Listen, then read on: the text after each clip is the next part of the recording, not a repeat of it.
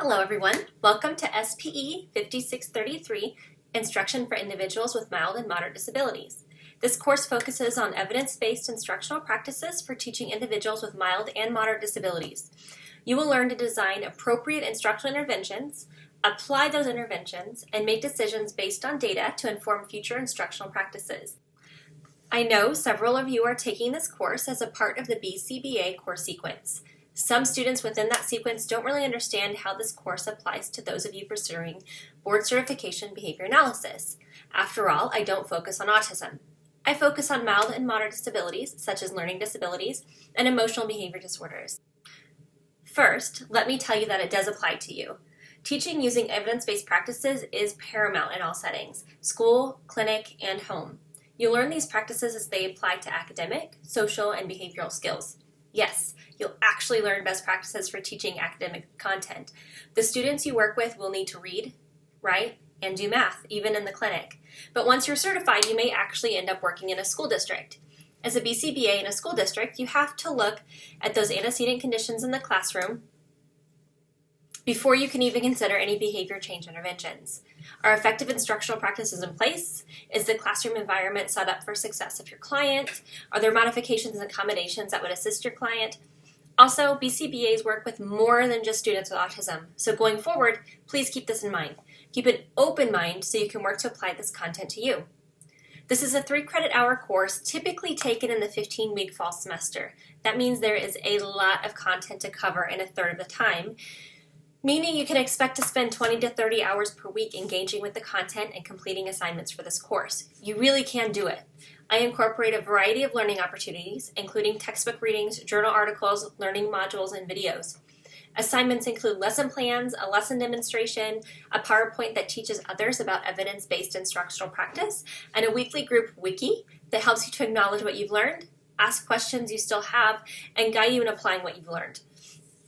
This is one of my favorite courses, and I really hope you love it too. So let me hit on a few points about this course. First, assignments are due by 11:59 p.m.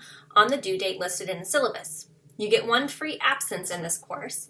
This means you can submit 1 assignment up to 2 days late. The next assignment you submit after the due date will drop you your final letter grade by 1 letter. That means if you turn in your first wiki post on June 21st, which is 2 days late, there's no penalty. However, if you then turn in your reading lesson plan, which is due June 22nd at 11:59 p.m. on June 23rd, the highest grade you can earn in the course is now a B. If you turn in another late assignment, the highest grade you can earn is a C. Because this is an online course, I highly recommend you do not wait until the very last minute to submit your assignment. Technology is not always 100% reliable and is not an acceptable excuse for submitting assignments late. Now on to the fun stuff. Blackboard. When you log into the course, you'll see that the first page you come to is announcements. Check this often. This will be my primary communication to you as a whole class. If you click on Instructor Info, you'll see my contact information.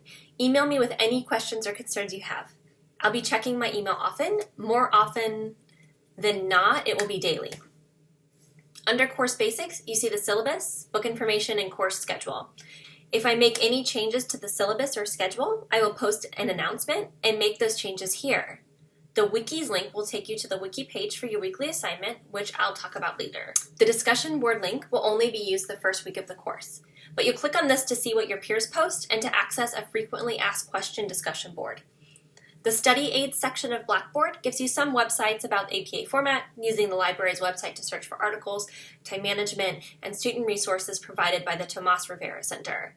Finally, there is a short handout about how to read a research article. Then you have the units.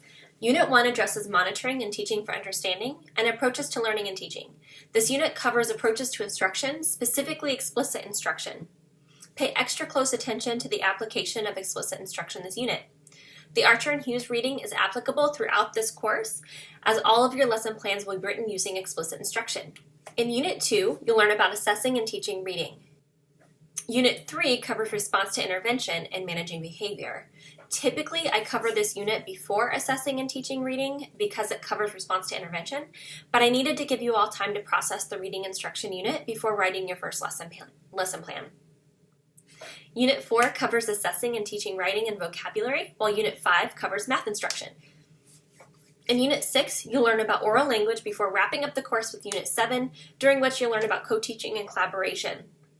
The last few days of the course, I let you spend just engaging in content to complete your final assignment. You'll notice that each unit has assigned textbook chapter readings, journal article readings, IRIS modules, and videos. It is important that you engage with all of the content.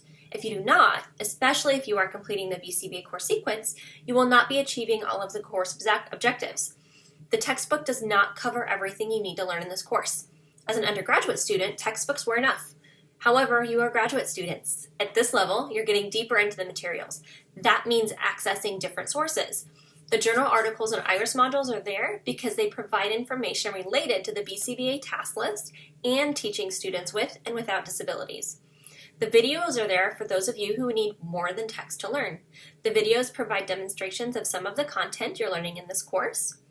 Your assigned textbook is also an ebook and also contains wonderful videos that will help you apply this content.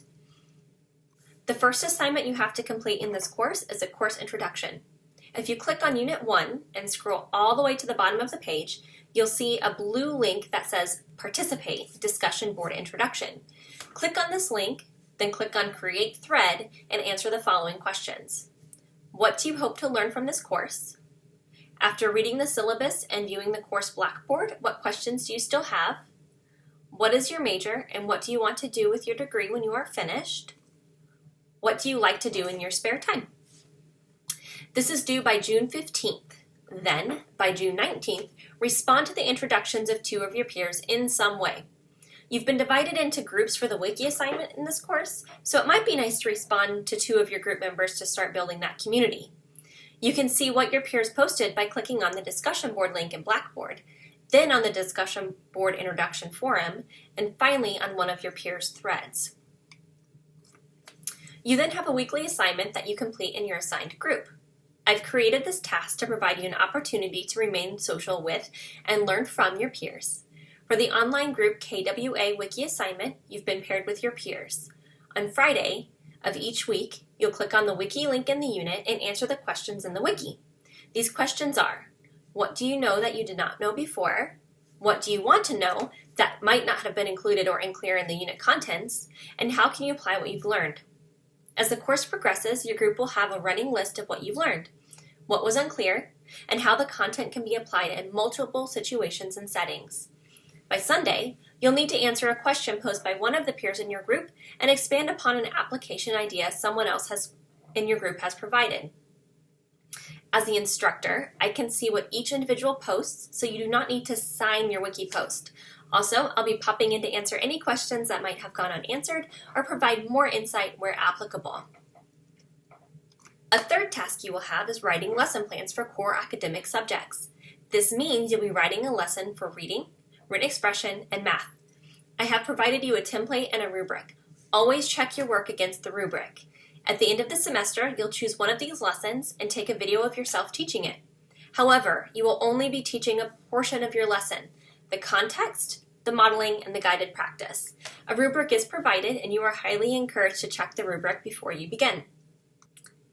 Finally, instead of a final exam, you will create a PowerPoint presentation describing a specific academic or skill acquisition intervention for use with children with mild or moderate disabilities. You will describe the intervention, discuss the effectiveness of the intervention as it relates to age groups, disability status, etc., and provide instructions for implementation. Think about this as a short workshop you would prepare for teachers or clinicians at a faculty meeting. You must cite 5 journal articles in your presentation, but you are encouraged to use any other sources you feel helpful, such as videos, IRIS modules, websites, etc. Again, pay attention to the rubric I give you. Your syllabus contains a course schedule in the final pages. Read your syllabus and pay close attention to this course schedule. In fact, there's already been a change in the syllabus from the copy I originally sent you all. There's no syllabus quiz. I'd originally included unit assessments for each unit, but took them out so you'd have the extra time to engage with the materials and complete the key assignments I talked about earlier. If something unexpected comes up during the summer session, please contact me as soon as possible. I can't work with you if I don't know what's going on. If you have any questions at any time, please do not hesitate to email me. If the question cannot be answered over email, or you feel meeting with me would be more helpful, we can arrange to meet in my office on main campus, online via Blackboard Collaborate, over the phone, or even just a Starbucks in town. Again, welcome to SPE 5633, and I'm so glad you're with me this summer.